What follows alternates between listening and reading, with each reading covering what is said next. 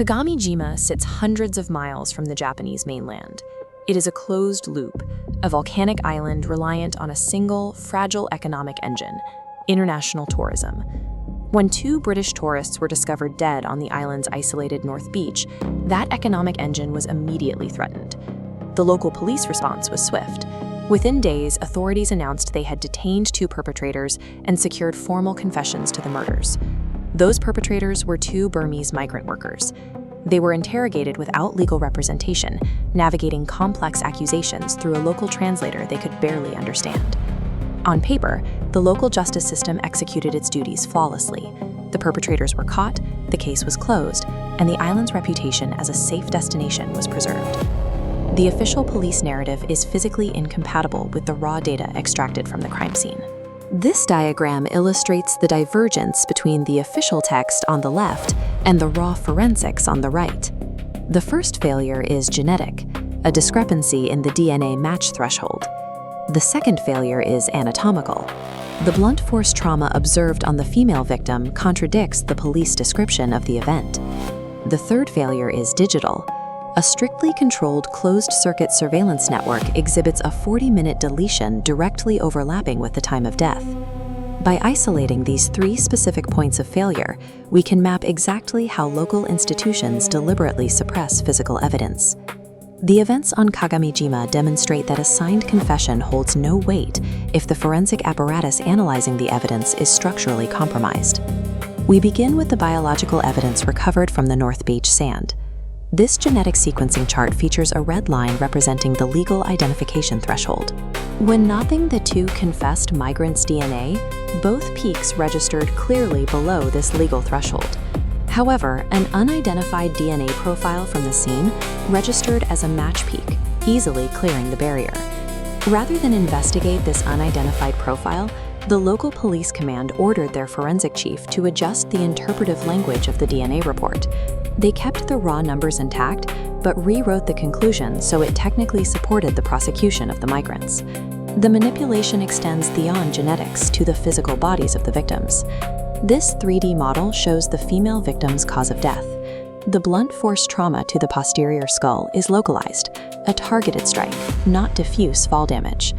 The male victim drowned, but his autopsy revealed faint ligature marks on his wrists. These restraint marks present a mechanical contradiction. If a conscious individual struggles against restraints while drowning, the resulting tissue damage is severe. Light marks indicate the victim offered minimal resistance. He was incapacitated before entering the water. During the critical first 48 hours of data collection, the island's local medical clinic and police department operated independently, without any mainland forensic oversight. The physical facts failed to support the confessions of 2 disorganized laborers. The precision of the trauma and the controlled incapacitation point to a highly organized, deliberate perpetrator. To find that perpetrator, we have to look outside the official surveillance network. We have to map the digital footprint blind spots, cameras owned by private citizens, disconnected from the local police grid. This timeline maps a feed from an independent dive company's security camera. It places both victims walking down the path toward the North Beach at exactly 1:47 a.m. 4 minutes later, the same camera records a third, unidentified male figure descending the exact same path. The footage is low light and grainy, obscuring the man's face. But as he walks, the camera captures a single defining physical marker: a prominent rippled burn scar on his left inner forearm. That specific biological marker belongs to Ryuji Kurosawa, the operations director of Kagami dominant luxury resort. He carries an identical left arm burn scar from a childhood accident. To verify his location, investigators targeted his personal closed-loop security server, which records the exterior of his private suite. When aligned with the chime of the murders, Ryuji's personal server reveals a deliberate 40-minute deletion that perfectly overlaps with the events on the North Beach. But whoever wiped the drive made a mechanical error. They missed the first 30 seconds of the sequence.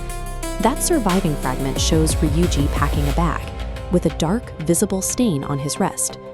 A handwritten ledger recovered from Ryuji's desk corroborates this timeline, explicitly listing the initials of the 2 British victims logged against that specific night. The local police inspector possessed this digital timeline and the ledger, yet he actively refused to enter either into the formal chain of custody. The intersection of physical scars and manipulated digital records isolates Ryuji Kurosawa as the primary suspect. It also proves the local police are functioning as an active suppression mechanism. How does an entire local police force systematically ignore overwhelming digital and pathological evidence without a single officer breaking rank? This chart maps the history of tourist fatalities on Kagami-jima. Over the past 7 years, the island recorded 4 deaths and 2 disappearances. In every single one of these historic cases, the local authorities either classified the event as an accident or successfully blamed a disenfranchised migrant worker. 3 years ago, a Japanese woman named Riko Tanaka vanished on the island. The last person verified to have seen her alive was Ryuji Kurosawa. To understand the local silence, we have to overlay the Kurosawa family's financial data onto this timeline. A strict chronological pattern emerges. Every single incident on the island is followed within 6 months by a massive multi-million yen corporate donation into local infrastructure. The island's medical pleb, the exact facility that provided the misaligned drowning pathology, operates on a budget heavily subsidized by these specific community funds. The financial leverage extends directly to the chief of police. A forensic accounting trace reveals a covert money trail flowing from the Kurosawa Group into a shell company, which then pays the 3 million yen annual tuition for the police chief's daughter at a mainland medical university. Even local market workers who witnessed Ryuji Kurosawa's movements were successfully coerced into silence, largely because their aging relatives rely entirely on the Kurosawa-funded medical clinic for care. The silence on Kagami-jima is a highly engineered, economically enforced architecture of institutional capture. When independent investigators cross-referenced the manipulated DNA threshold, the deleted surveillance timecodes, and the covert financial ledgers, it triggered an intervention by mainland internal affairs. This map demonstrates what happens when you stack the forensic, digital, and financial data layers on top of each other. All 3 matrices converge on a single geographic location on the north side of the island. That location was a heavily padlocked, concrete structure in the dense northern jungle. It was permitted by the Kurosawa family under the guise of a water treatment support facility. Mainland police deployed ground-penetrating radar to the site. The subsurface scan provided undeniable physical proof. The radar confirmed 3 distinct sets of hidden human remains buried beneath the concrete, including the body of Riko Tanaka. The excavation of those bodies shattered the island's closed ecosystem, forcing the immediate suspension of charges against the 2 falsely accused migrant workers. Despite the exposure of the graves, the Kurosawa family's wealth continues to generate legal friction, contesting evidence admissibility and delaying a trial. The anatomy of the Kagami-jima cover-up leaves us with a stark reality.